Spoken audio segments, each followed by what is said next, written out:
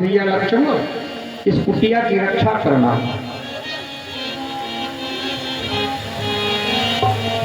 ईश्वर में धनुआ में सर चुटकी से सर काते हैं।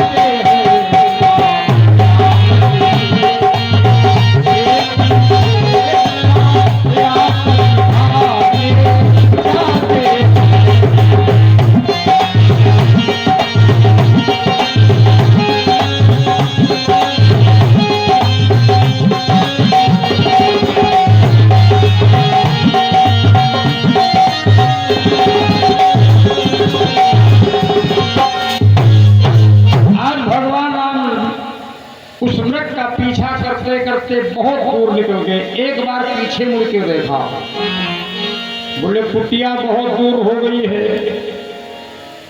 तो बाण धनुष पर रखा और कान तक खींचा, छोड़ दिया।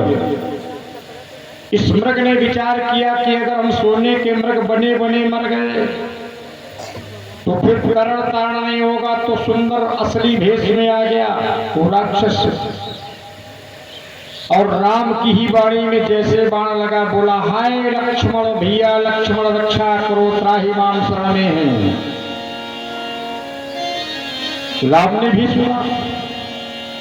इधर कुटिया पर जैसे लक्ष्मण भैया ने सुना तो लक्ष्मण जी तो जान गए कि ये मायावी आवाज है। सीता कहती है लक्ष्मण तुम्हारे भैया संकट में है, जाओ उनकी रक्षा करो। तुम्हारे भैया संकट में हैं, जाओ उनकी रक्षा करो। तो लक्ष्मण कहते हैं देवी मेरा भैया जिस जगह चला जाता है वहां कोई संकट आते ही नहीं। संकट हरण करने वाला मेरा भैया है, कदापि संकट नहीं आता। सीता कहती नहीं भैया चले जाओ भैया रक्षा करो अपने भैया की। जब कहने लगे रक्षा करो अपने भैया की चले जाओ, लक्ष्मण जी बोले देवी मेरा भैया कभी संकट में नहीं होता। तो गोस्वामी जी ने बड़ी सुंदर चौपाई रामचरितमानस में वर्णन की है। सीता कहने लगी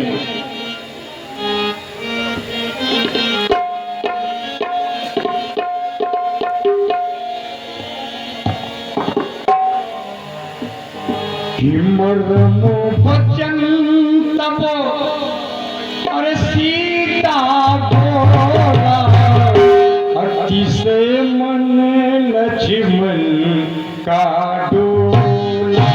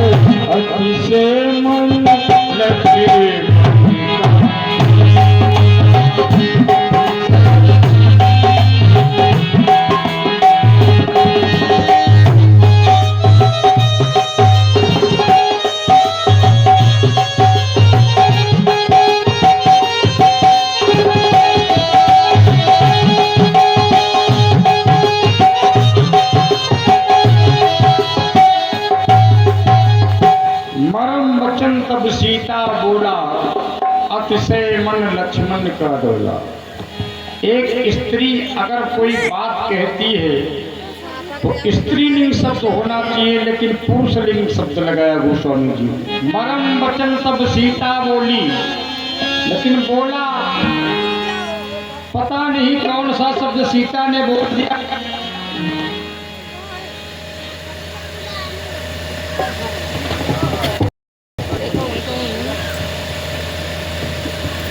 हेलो, लक्ष्मण जी का हृदय कंपायमान हो गया। आज जब लक्ष्मण जी का हृदय कंपने लगा, सीता कहती है भैया लक्ष्मण, तुम्हारे भैया संकट में हैं, जाओ रक्षा करो, रक्षा करो, रक्षा करो।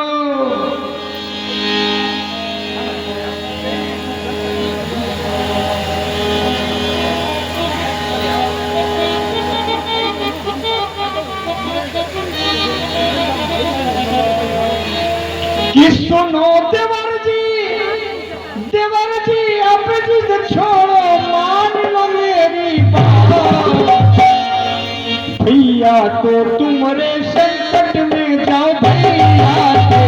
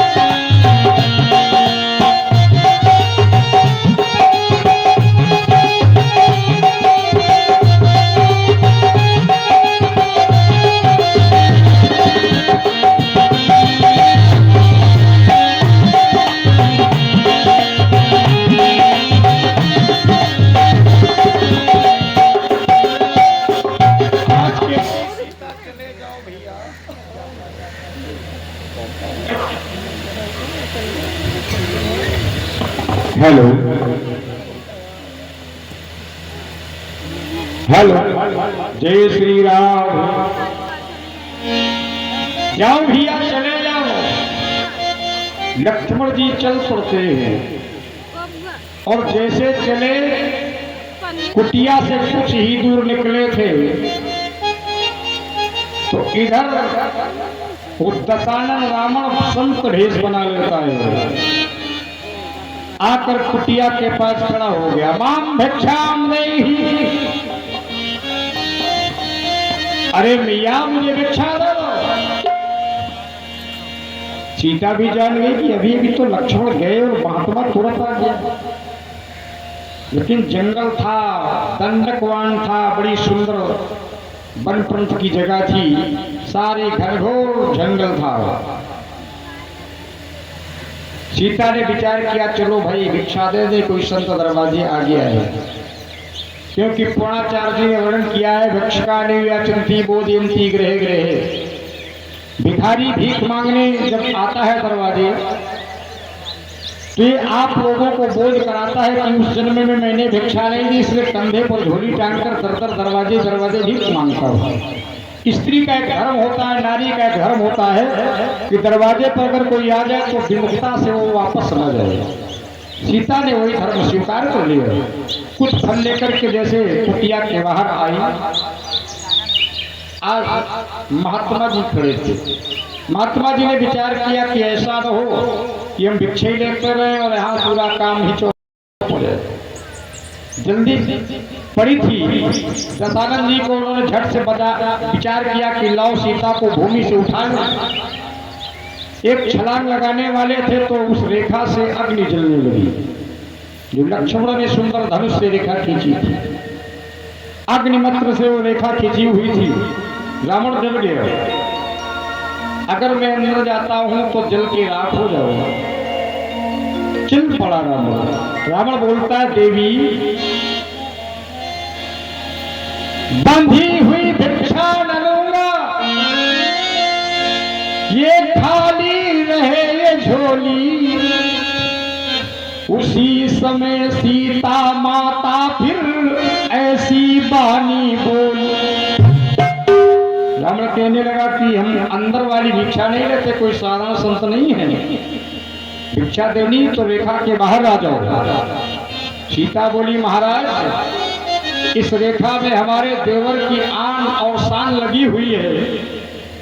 देवर ने कहा माता रेखा के बाहर मत जाना, कोई तुम्हारा कुछ कर नहीं सकता। तो बोले हम साधारण बाबा थोड़ी है, असली बाबा नहीं, हम वास्तविक बाबा हैं। सीता से कहने लगे भिक्षा नहीं देना तो मैं जा रहा हूं। तो सीता कहती सुनो महात्मन कि लक्ष्मण रेखा रक्षा का आधार है।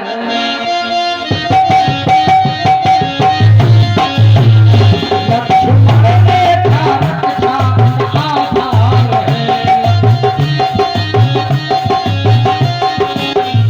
पितृ पर मांगो तेरी नीलाधार है।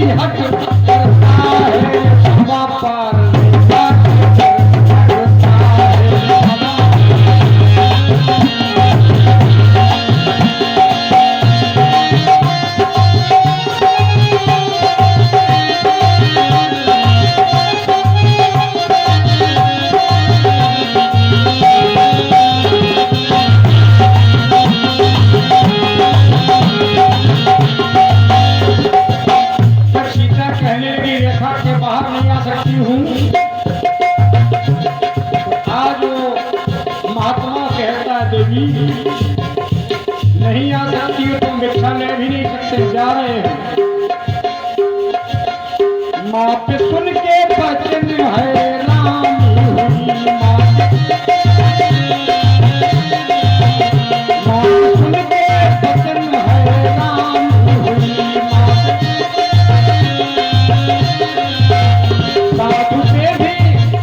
साधु से भी कभी कोई हानि हुई।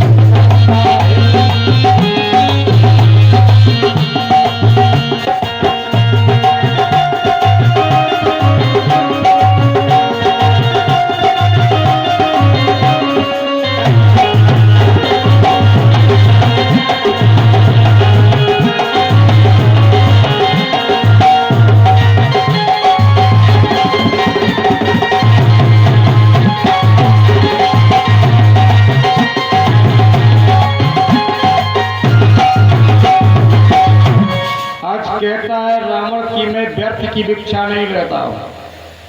सीता ने विचार किया चलो महात्मा विमुख के दरवाजे से जा रहा है। रेखा के बाहर आई तो झट से रावण ने उठा लिया, पुष्पक विमान पर बिठाया, चल देता है। और जैसे चल देता है आज सीता करुण क्रंदन कर रही है, लेकिन एक अबला का हर हो रहा है इस भारतवर्ष में। नीचे वाले व्यक्ति विचार करते हैं बात ऊपर की है, ऊपर वाले सोचते हैं बात नीचे की है। इसी में अबला का हरण होता है तो अपने भारतवर्ष में एक पक्षी जी बैठे थे, जटायु, बुढ़े जटायु थे। उन्होंने देखा अरे एक स्त्री का हरण कर रहा है एक राक्षस, तो जटायु जी उड़ पड़े और जटायु जी उड़ करके रावण को ललकारा, खड़े हो जाओ दुष्ट। रावण ने आगे पीछे देखा, तब तक जटायु उड़ते उड़ते पहुंच गए। जटायु ने अपने पंखों और चोंचों से प्रहार कर दिया तो रावण मूर्छित होकर रथ पे गिर पड़ा। आध्यात्म रामायण में तो यहां तक कथा आई कि जटायु ने सीता को उठा के अपनी पीठ पर भी बिठा लिया था। चाहते तो रावण को वहीं आंखें फोड़ देते, लेकिन नहीं किए। जब मूर्छा जगी रावण की तो खट से सीता को विमान में घसीट लिया और चंद्रहास से सारे पंख काट दिए। जटायु हा राम कहते कहते भूमि पर गिर पड़े। इधर लक्ष्मण भैया और राम भैया, जब लक्ष्मण को देखा राम ने बोले भैया राम लक्ष्मण अब सीता कुटिया में नहीं है। दोनों भैया सुंदर बिलखते बिलखते घूमने लगे और देखिए ऐसी लीला करते हैं कि भगवान का मनुष्य रूप में अवतार हुआ था तो पूछते तो मनुष्य लोगों से पूछते, लेकिन पशु पक्षी और वृक्षों से पूछ रहे हैं। कुटिया पर गए कोई, जब सीता नहीं मिली तो बिलख बिलख कर दोनों भाई रो रहे हैं और रास्ते में पूछते हैं हे कृग मृग मधुकर श्रेणी तुमने देखी सीता मृगनेनी। लक्ष्मण जी से कहते हैं भैया लक्ष्मण चारों तरफ घूम रहे, कहीं सीता का पता नहीं लगता। तो आज राम भैया लक्ष्मण से कहते हैं भैया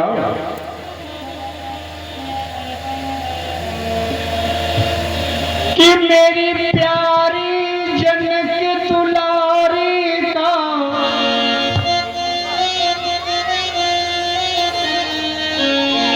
मेरी प्यारी जनक दुलारी का कहीं भी पता न चला भैया लक्ष्मण।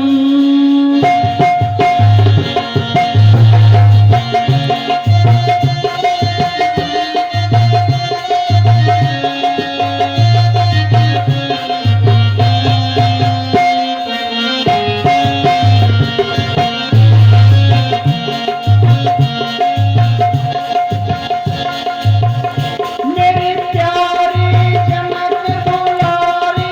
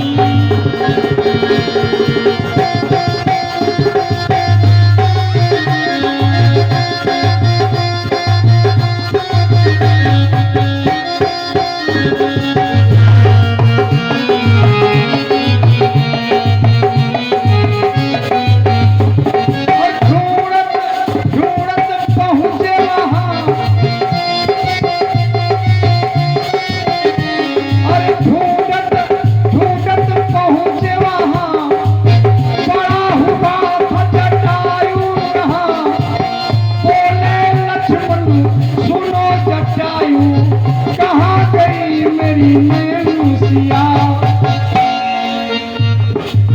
बोले लक्ष्मण सुनो जटायु, कहाँ गई मेरी मातुसिया। तब बोले लक्ष्मण सुनो जटायु, तब बोले लक्ष्मण सुनो जटायु, कैसे मैं धीर करूं भैया लक्ष्मण। मेरी प्यारी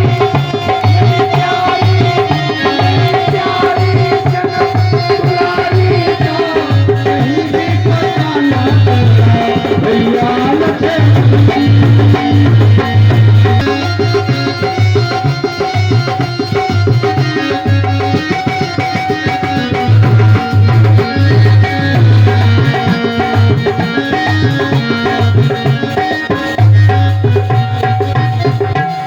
जटायु को भगवान अपने हाथों में उठा लेते हैं और बहुत रोते हैं।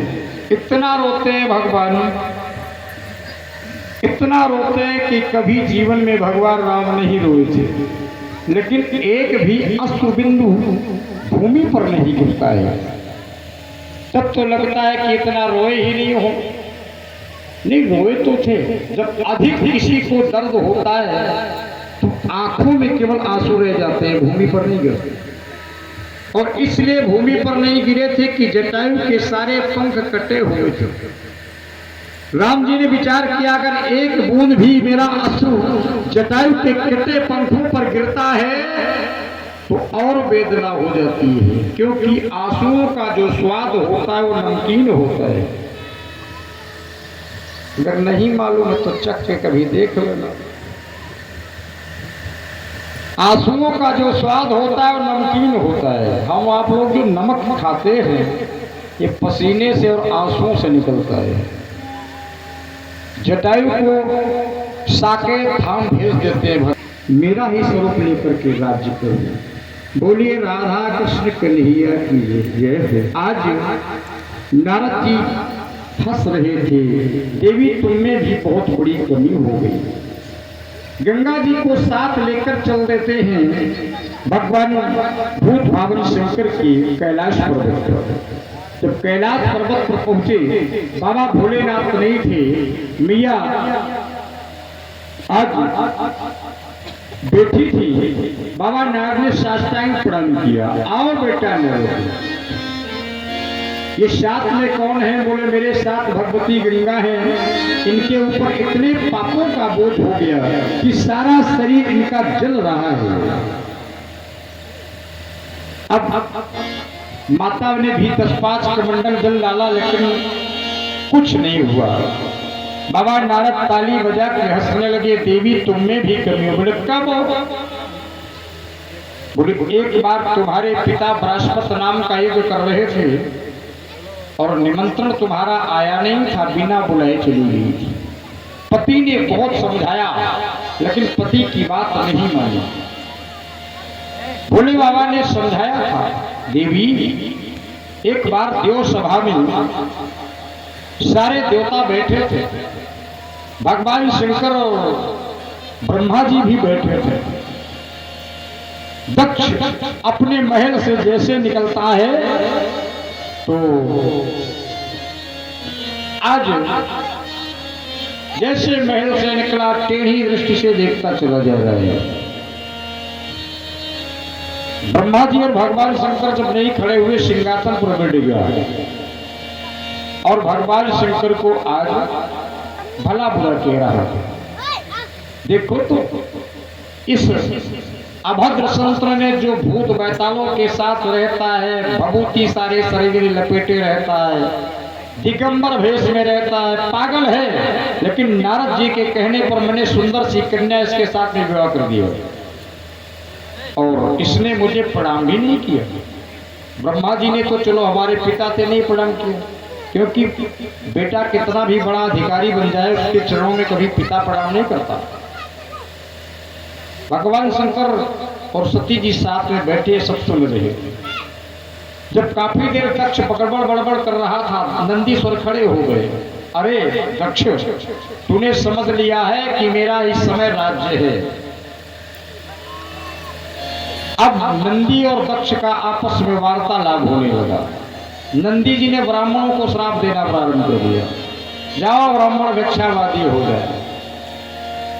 उसी समय से आज यज्ञोपवित्र संस्कार में वो कर्म किया जाता है। तो ब्राह्मणों के यहाँ कोई जनेऊ यज्ञोपवित्र होता है तो 5-7 घर में भिक्षा मांगी जाती है। नंदी जी का श्राप था। आज वही बात भगवान शंकर बोले, कह रहे थे देवी,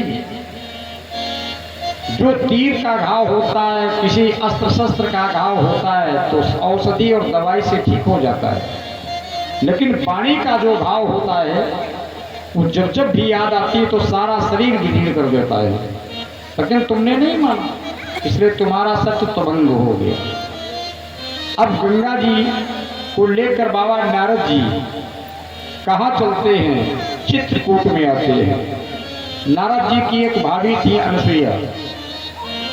बीड़ा बजाते हुए जब पहुंचे, इधर का हाल देखें, बाबा अत्रि जी समाधि में बैठे हैं और अनसुईया उनके पास बैठी है। कब का समय है? द्वापर का युग है।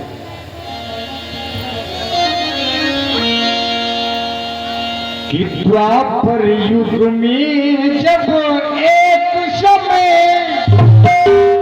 ये धरा धर्म से ही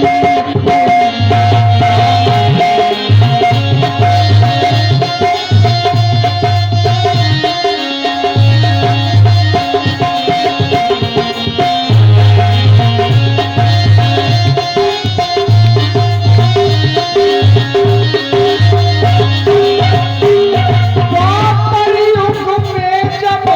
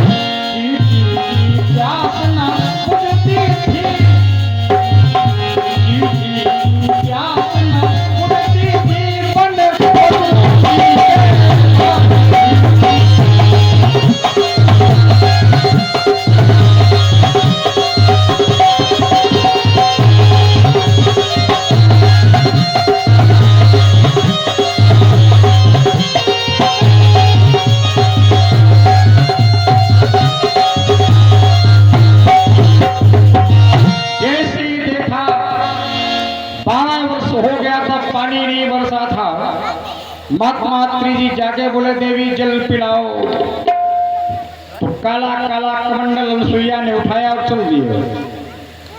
चित्रकूट का भ्रमण कर रही, कहीं पर कुछ जल नहीं है। एक जगह एक कन्या बैठी थी, अनुसुईया कहती है अरे देवी बेटी मुझे थोड़ा सा जल दे दे।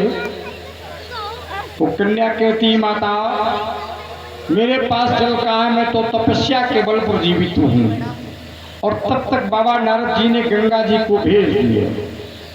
जैसे गंगा से मुलाकात होती है, गंगा ने अपना दाहिना हाथ उठाया, सुंदर धवलधार कमंडल में आ गई। आगे आगे अनुसुईया, पीछे पीछे देवी गंगा जी चल रही है।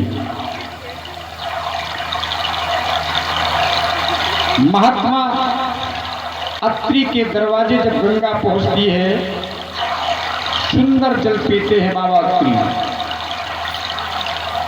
देवी आज का जल तो बहुत मीठा लग रहा है। अनुसुईया ने कहा आज का जल अनुपम जल है, कहां से मिल गया? आपके आश्रम में भगवती गंगा का प्रादुर्भाव हो गया है। अच्छा क्या बात हो गई? बोले गंगा के ऊपर पाप हो गए, सारे पापों से शरीर जल रहा है। महात्मा अत्रि ने कहा तो समाप्त कर दो। अनुसुईया ने कमंडल से थोड़ा सा जल लिया और कहा मैंने मन कर्म और वाणी के द्वारा अगर पति की सेवा की हो तो गंगा के सारे पाप भस्म हो जाए। गंगा की सुंदर निर्मल धारा बह गई। अत्रि बाबा के आश्रम के पास से मंदाकिनी नाम की गंगा का प्रादुर्भाव हो गया। बोलिए मंदाकिनी मैया की जय हो। अब ये हाल देखा माता पार्वती ने और ब्रह्माणी ने और लक्ष्मी जी ने। ब्रह्माणी ने कहा प्राणनाथ ब्रह्मा जी से, बोले आप झूठे ही कहा करते थे कि आपके जैसी सती नारी संसार में दूसरी नहीं है, और ये कैसी तुमने बना दी है? ब्रह्मा बाबा ने कहा जब मैंने बनाई थी तब तो ऐसी नहीं थी, अब भाई इसने अपने कर्म से अपनी बढ़ोतरी कर ली तो हम क्या करें? जाओ पहले सतीत्व भंग करो। ब्रह्मा बाबा ने कहा पड़ गए चक्कर में भाई। इधर माता पार्वती भगवान शंकर से बोली झूठे ही कहा करते थे, तुम्हारी जैसी सती नारी संसार में कोई दूसरी नहीं है। और देखो कोई फूस फास की झोपड़ी में रहती है फिर भी हमसे भी आगे निकल गई, जो काम मैंने भी नहीं कर पाया। जाओ सतीत्व भंग करो। यही हाल भगवान विष्णु के घर का था। नारी हट हो गई, अब तीनों देवता विस्मित हो गए। नहीं जाते हैं तो मामला बड़ा खराब हो गया है। तीनों देवताओं ने विचार किया ठीक है चलता हूं। इधर तीनों देवता चल देते हैं, उधर लक्ष्मी जी और पार्वती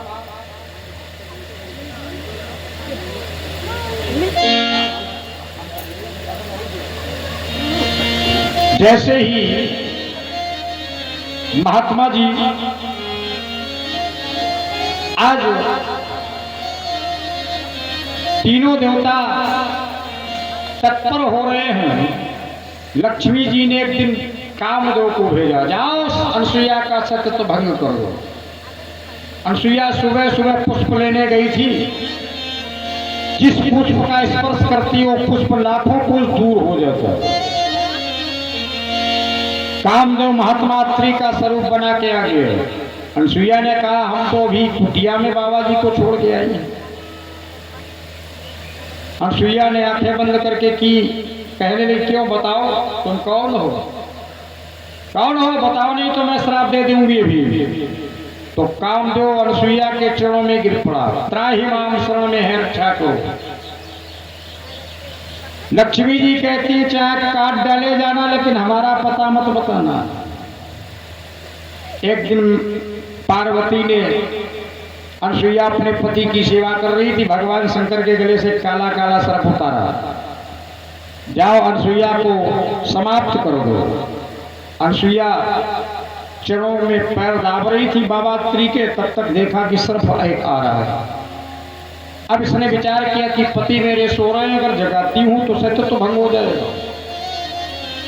उसने आंखें बंद कर ली, बोले मन वाणी कर्म से अगर मैंने पति की सेवा की हो तो सर्प 9 पुष्पों का हार बन के मेरे गले में आ जाए। खट से 7 पुष्प का हार बन गया। पार्वती घबरा गई, तीनों देवताओं को प्रेत किया चल देते हैं।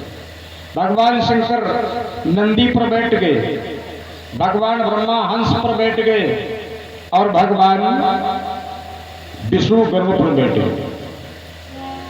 तीनों देवता आज चल देते हैं। चित्रकूट में जब आए तो पहले पहले हंस आ गया। अब जब पहले हंस आया,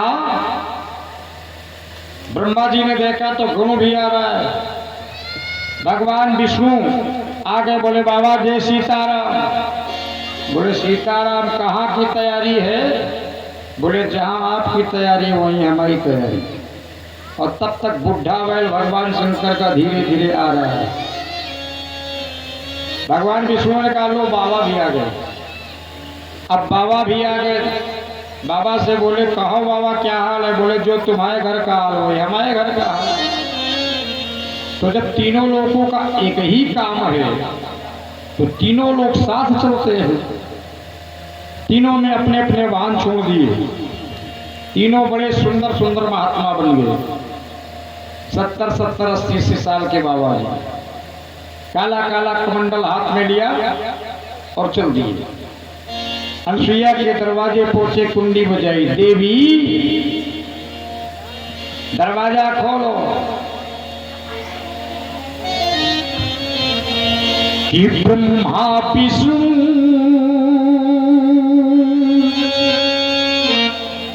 आए अनसुईया द्वारे।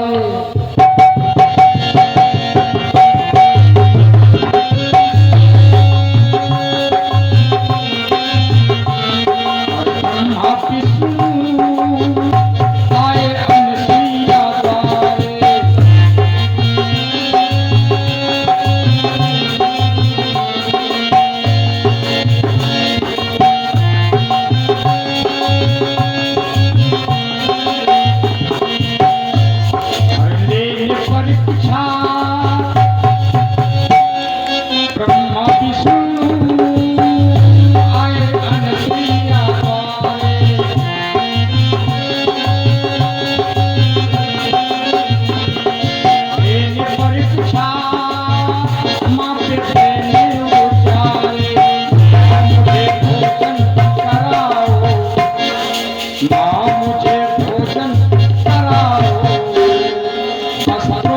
जब तुम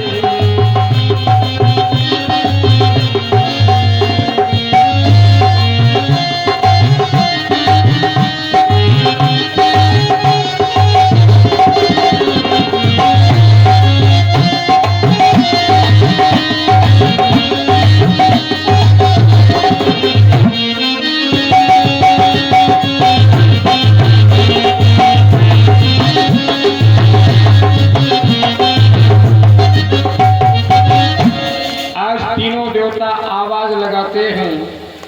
अनसुईया ने दरवाजा खोला, 3 महात्मा खड़े थे, कुटिया के अंदर बैठा हुआ।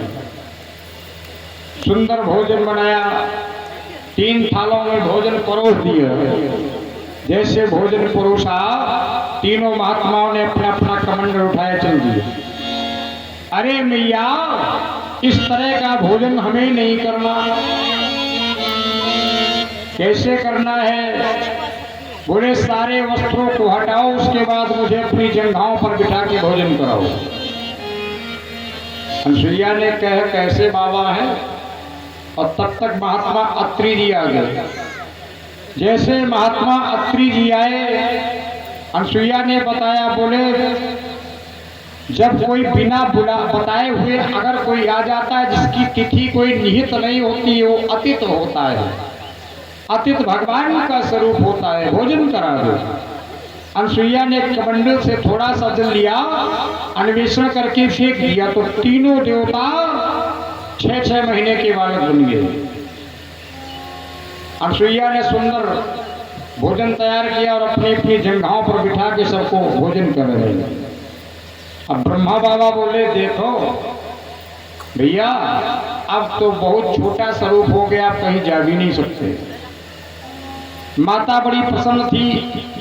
पुलाचन पहाड़ पर बाबा अत्रि के आश्रम के पास एक चंदन का वृक्ष था, उसी वृक्ष पर सुंदर सा पालना डाल देती मैया अनसुईया। तीनों देवताओं को उसी में झूला झूला रही है। झूला झुलाते हुए कहती है मैया कि माता अनसुईया ने डाल दियो पालना, झूल रहे 3 देव बन करके पालना। अनसुईया ने डाल दियो पालना, झूल रहे 3 देव बन करके माता अनसुईया, माता अनसुईया ने डाल दियो पालना, झूल रहे 3 देव बन करके पालना। अनसुईया ने डाल दियो पालना, झूल रहे 3 देव बन करके पालना।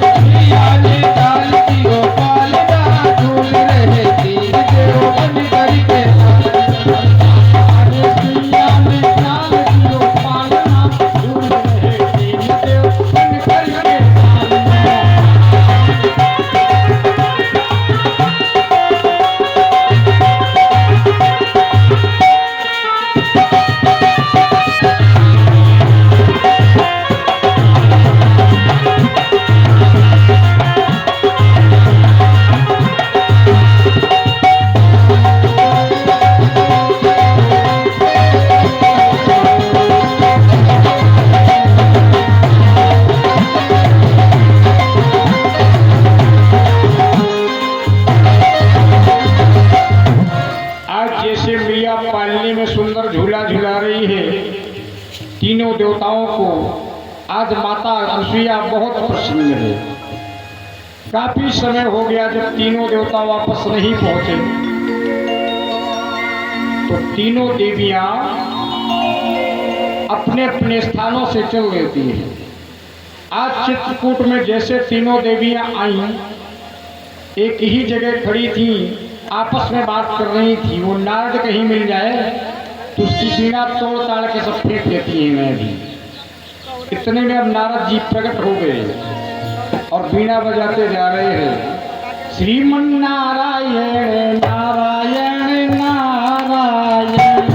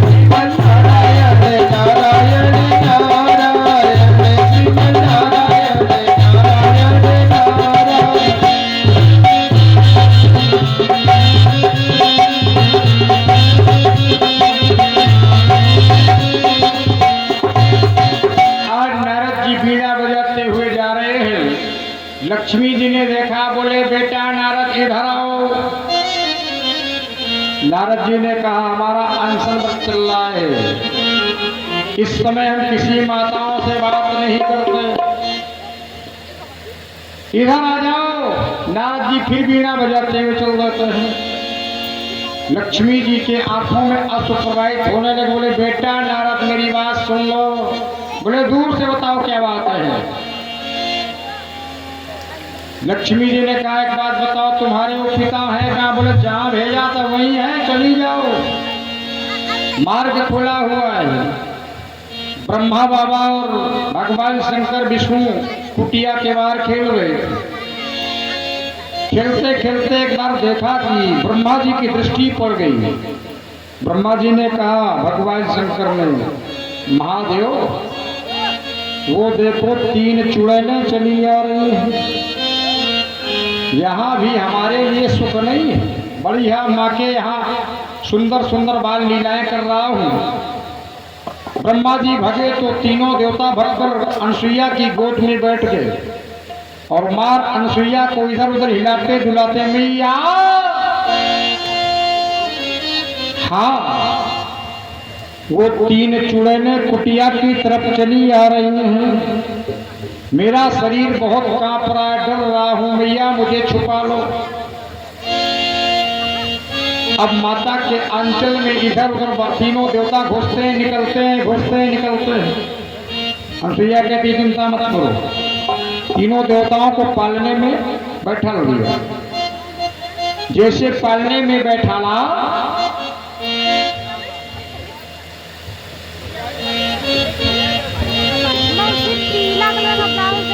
बोलिए शंकर भगवान की जय हो। जैसे तीनों देवता आज पालने में बैठ रहे हैं, तीनों देवियां गई, बाहर से कुंडी बजाई, अनसुईया को बुलाती हैं, अरे मैया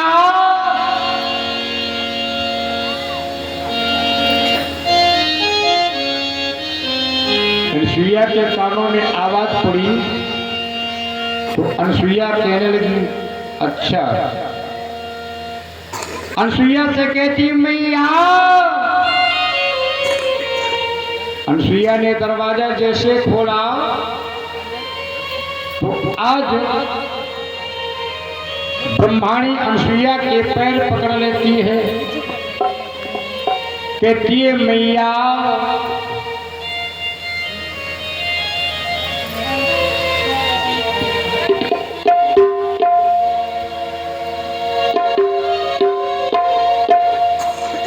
दया करो, दया चाहती हूँ,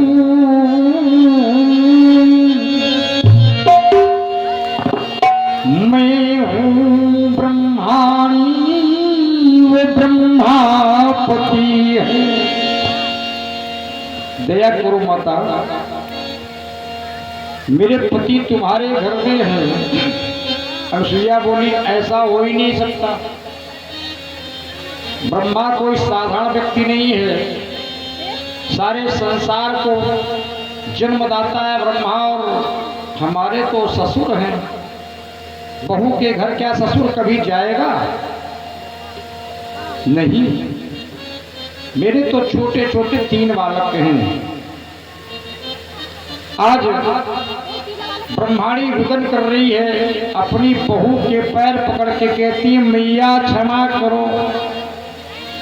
इतने में लक्ष्मी जी ने देखा ऐसा न हो इनका वाला पति मिल जाए, हमारा रह जाए। तो जब बहुत बहुत बड़े बड़े पांडालों में हम जब कथा कहते हैं तो वहां मैंने देखा कि माताओं में हाल होता है, एक को अगर प्रसाद दे रहे तो दूसरे ने खट से हाथ अंदर बढ़ाया, इतनी भीड़ में गपस मस्ती है। तो लक्ष्मी जी ने सोचा कि हमारा पति शायद न मिल पाए, तो ब्रह्माणी का हाथ पकड़ के पीछे कर दिया और झट से अनसुईया के पैर पकड़ लिए लक्ष्मी जी ने। लक्ष्मी जी कहती है माता क्षमा करो, क्षमा चाहती हूँ, मैं हूँ रमा और वो रमापति है। मेरे पति तुम्हारे घर में पदार्पण किया है, मैं रमा हूं। एक लक्ष्मी जी का नाम क्षमा पड़ा है। जयंती मंगला काली भद्रकाली कपालिनी दुर्गा क्षमा शिवा धात्री स्वाहा स्वधा नमस्तुते। आज वो क्षमा जी क्षमा मांग रही हैं। क्षमा करो मां, क्षमा चाहती हूं। और मैं हूं रमा, मैं हूं रमा और ये रमापति है। अब लक्ष्मी जी का हाथ झट से मैया पार्वती ने पीछे कर दिया। ऐसा ना हो इनका पति मिल जाए, हमारा ना मिल पाए। आज पार्वती ने अनसुईया के पैर पकड़े, बोले माता कृपा करो मां, कृपा चाहती हूँ। मैं हूँ उमा और ये उमापति है।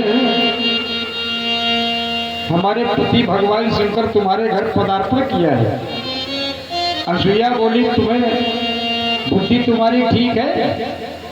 यहाँ मेरे यहाँ कोई शिव नहीं आया, ना कोई ब्रह्मा आया, ना कोई विष्णु आया। यहाँ मेरे 6-6 महीने के बालक हैं। तीनों देवियां बड़े फूट फूट कर जब रोने लगी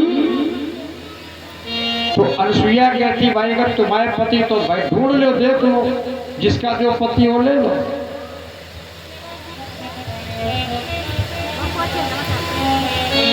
अनसुईया कहती सुनो देवियों कि तुम हो 3 और हम है 3।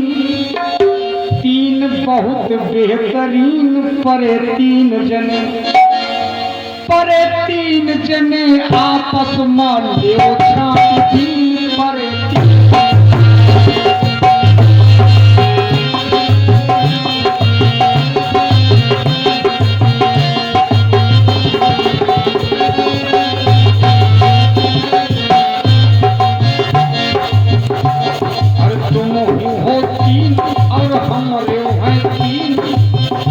3 बहुत बेहतरीन, परे 3 जने, परे 3 जने आपस में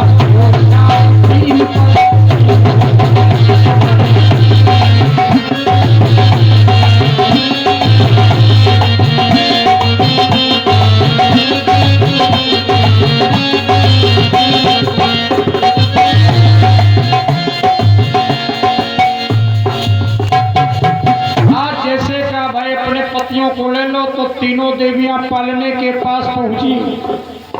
तीनों देवता एक ही शक्ल के थे।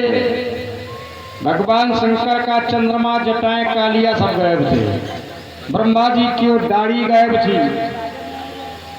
अब पार्वती ने विचार किया कि मैंने तो प्रण कर रखा है कि जब जब भी मेरा अवतार हो तो भगवान शिव मेरे पति बने। ऐसा न हो कहीं ब्रह्मा बाबा का हाथ पकड़ के बोले यही हमारे पति हैं। तीनों देवियों ने कहा नहीं मैया, ये मेरे पति होंगे जरूर, लेकिन हम इन्हें नहीं पहचानते। तब तक बाबा अत्रि जी आ गए। अत्रि ने देखा 3 देवियां बैठी। महात्मा अत्रि को देखकर 1.5 हाथ का घूंघट काट लिया देवियों ने। अनसुईया से बोले जाती है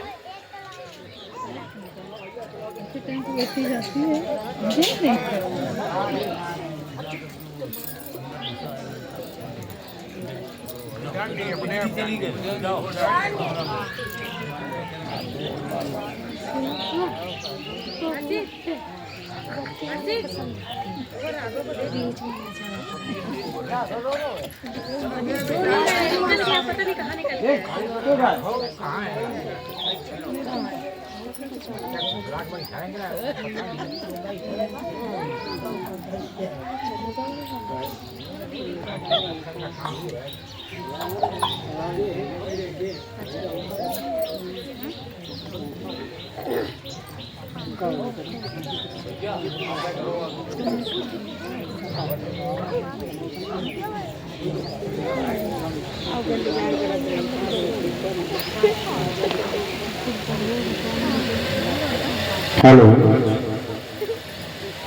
जय श्री राधे, जय श्री श्याम। आज तीनों देवियां बैठी हैं। बाबा अत्रि ने पूछा, भाई देवी,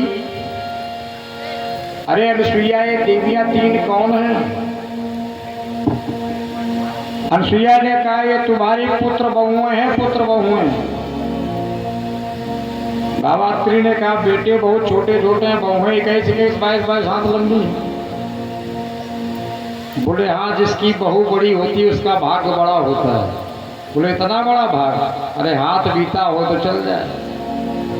बच्चे भी हमारे नादान हैं और बहुरियाँ 21 हाथ लंबी। हाँ, सतयुग में जो लोगों की लंबाई होती थी, स्त्री पुरुषों की 21 हाथ होती थी। त्रेता में जब लंबाई, राम के समय लंबाई होती थी तो 17 हाथ है। हर व्यक्ति अपने हाथ से 17 हाथ का होता। द्वापर में हर व्यक्ति अपने हाथ से 8 हाथ का होता था। और कलयुग में सब लोग अपने हाथ से 3.5 हाथ।